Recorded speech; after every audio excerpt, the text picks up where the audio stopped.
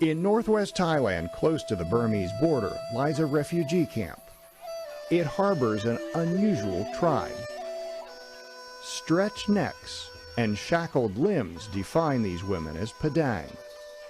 For centuries, the Padang women have carried the tribe's mark, the collar known as Wang. Each of them began the painful process as a girl when her bones were small and flexible.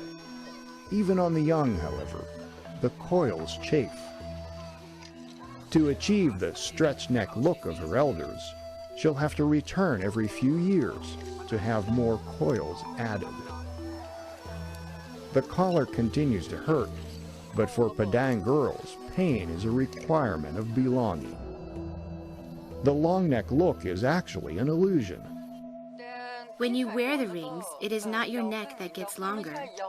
It is your shoulders that gets pushed down and lowered. As the coil grows, its pressure pushes down on the shoulders and chest. The rib cage caves like a squeezed balloon, and the neck appears to rise higher from the collapsed collarbones. The intentional deformation might seem masochistic to outsiders, but to the Padang, the Wang is the signature mark of a tribeswoman. But the extreme practice that identified them as Padang also marked them for persecution in their homeland of Burma, now called Myanmar.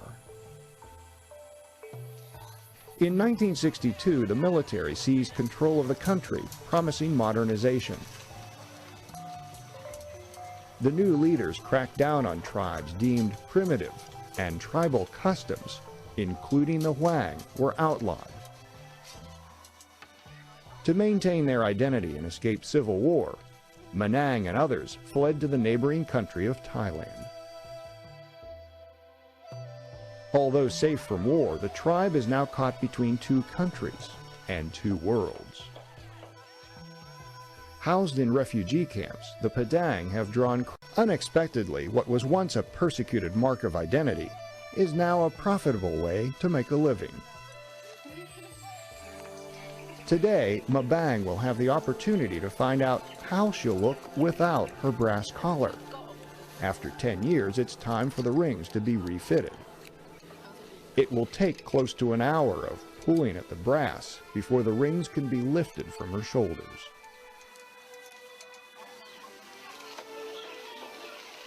Mabang is astonished at how light she feels. She only speaks the Burmese dialect, so Maja helps her express her feelings. Well, we never get to see what the neck looks like, so we want to have a look and see how it turned out. For outsiders, it's incredible to imagine never seeing one's own neck. For Mabang, it's a transformative experience. She wants to dress up in regular clothes and let her hair down and see if she will look pretty. As excited as she was to try on a new identity, Mabang eagerly returns to her old one, even though it may be years, even decades, before she sees her neck again. She says this is our tradition, so it does not feel strange. For Mabang, the embrace of a coiled metal offers a passage back to who she is, not a restriction on who she might be. As refugees, the Padang have endured much to preserve their culture and their customs. Today, these rings of brass represent one tribe's commitment to a future that does not sacrifice its past.